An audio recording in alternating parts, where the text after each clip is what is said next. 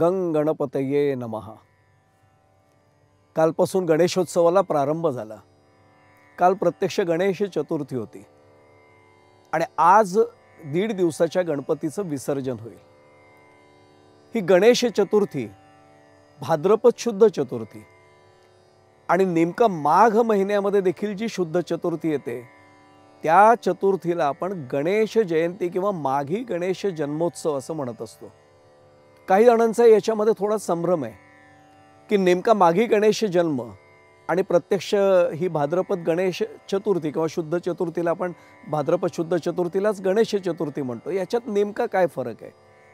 या माघी गणेश जयंतीच्या संदर्भामधली कथा पाहिली की आपल्याला यातला फरक लक्षात येऊ शकेल।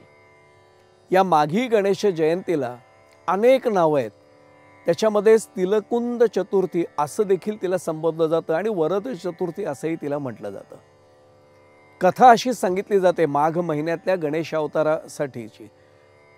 कालच आपण पाहिलं की गणेशाचे अनेक अवतार आहेत, त्यातला हा एक अवतार माघ महिन्यामधला आहे। हा माघ महिन्यामधला अवतार अंगदेशीचा एक विप्र जो होता त्याच्या संदर्भामध्ये ती आलेली कथा आहे। रुद्रकेतू त्या विप्राचं नाव होतं, स्वतः ऋषी होते, त्यांचं गुरुकुल होतं, त्यांच्या पत्नीचं नाव होतं शारदा। दोघे अत्यंत विद्वान आणि दोघेही सदाचारी। गणेश पुराण विष्णू पुराण याच्यामध्ये हा सगळा संदर्भ आलेलाच आहे। दोघेही सदाचारी आणि ऋषिकुल चालवत असताना या रुद्रकेतूच्या आणि शारदाच्या पोटी एक बाळ जन्माला आलं, पण एक येणं असं म्हणण्यापेक्षा एक जुळी बाळ जन्माला आली, 2 बाळ जन्माला आली। वेदशास्त्र संपन्न सदाचार संपन्न अशा या पती पत्नीच्या पोटी जुळ्या मुलांचा जन्म झाल्यावर जातक वर्तवण्यात त्यावेळी जसं यायचं त्या पद्धतीने ते जातक वर्तवण्यात आलं आणि जातक ऐकल्यानंतर आई वडिलांना आश्चर्याचा धक्का बसला की आपण वेदाचारचं म्हणजे वेदाचं आचरण करतोय, सदाचार संपन्न आहोत आणि आपल्या पोटी जन्माला येणारी ही 2 मुलं फार वेगळं जातक त्यांचं असं आहे की एक जण मनुष्याला त्रास देईल म्हणजे मानव जातीला त्रास देईल आणि एक प्रत्यक्ष देवदेवतांना त्रास देईल। आश्चर्य वाटलं थोडंसं आणि नेमकं त्याच वेळी देवर्षी नारद मुनी प्रत्यक्ष या रुद्रकेतूंच्या ऋषिकुलामध्ये आले, गुरुकुलात आले। जेव्हा त्यांनी चिंताग्रस्त रुद्रकेतूंना पाहिलं त्यांनी सांगितलं बघू खरं काय जातक आहे आणि मग त्यांनी सांगितलं की मी एक तुम्हाला उपाय ह्याला देतो की यातल्या एका मुलाचं नाव देवांतक ठेवा आणि दुसऱ्याचं नाव नरांतक ठेवा। हा नावही गमतीशीर होती। रुद्रकेतूंना आश्चर्य वाटलं।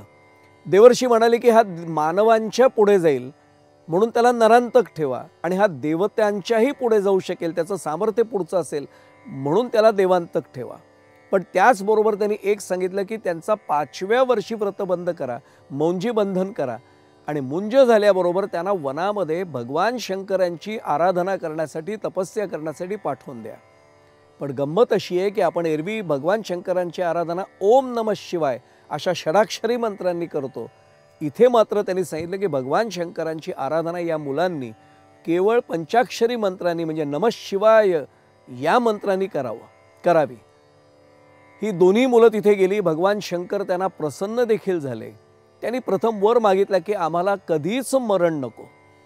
भगवान महादेव लयाची देवता आहे, आपल्या सर्वांना माहिती आहे, उत्पत्ती स्थिती आणि लय। भगवान शंकर म्हटले हे नाही शक्य होणार, आम्ही तुम्हाला हा आशीर्वाद नाही देऊ शकत। मग त्यांनी सांगितलं की किमान आम्हाला असा आशीर्वाद द्या की आम्ही तिन्ही लोकांमध्ये आमचं सामर्थ्य आमचं इतकं असेल की त्रिलोकीचा राज्यकारभार वागवोत हे आमुचे कर। तिन्ही लोकांचा राज्यकारभार आमच्या ताब्यात यावा। सर्वजण आम्हाला आम्हाला कोणी इतकी आमची सर्वांमध्ये दहशत व्हावी की आम्हाला कोणी आव्हान देऊ नये। भगवान शंकर याला मात्र तथास्तु म्हणतात। त्यांना वाटलं आता झालं सगळंच आपण जिंकलो आणि खरोखर सुरुवात अशी झाली की पाताळ पृथ्वी आणि स्वर्गलोक तिन्ही लोकांमध्ये या देवांतक आणि नरांतकांनी शब्दशः उच्छाद मांडला।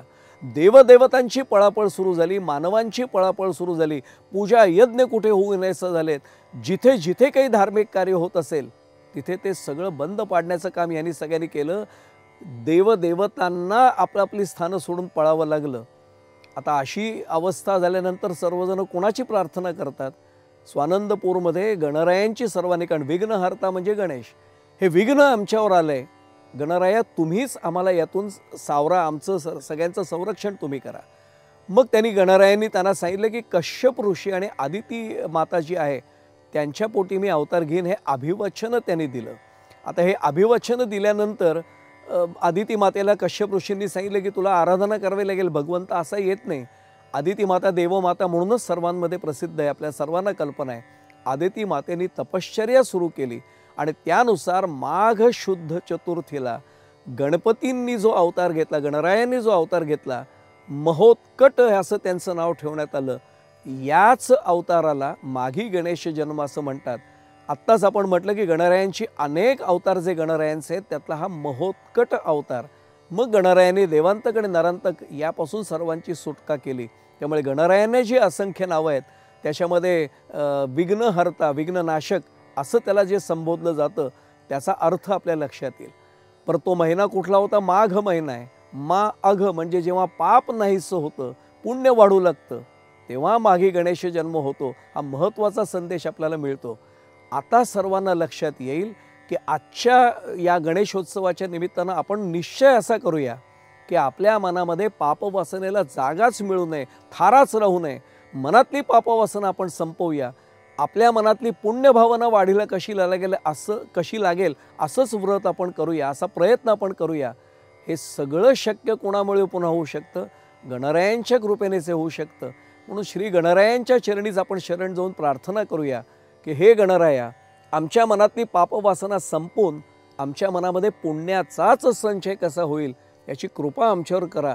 हे जर त्यांचं कृपादान मिळालं, खात्री बाळगावी की जन्म त्यांनी माघी गणेश जन्म म्हणून घेतलेला असला. काल जसं आपण पाहिलं की भाद्रपद शुद्ध चतुर्थीला भगवान शंकर आणि पार्वती देवींच्या पोटी त्यांनी अवतार घेतला, असा अवतार आपल्या मनामध्ये गणरायांचा निश्चित होईल आणि हा गणेशोत्सव खऱ्या अर्थाने आपल्यासाठी सर्वार्थाने फलप्रद होईल.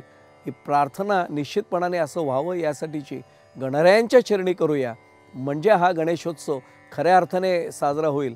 आजच्या 1.5 दिवसाच्या गणेशोत्सवाची आज सांगत आहे, त्यामुळे गणरायांच्या चरणी पुन्हा एकदा नतमस्तक होतो. मंगलमूर्ती मोरया. ओम गंग गणपतये नमः.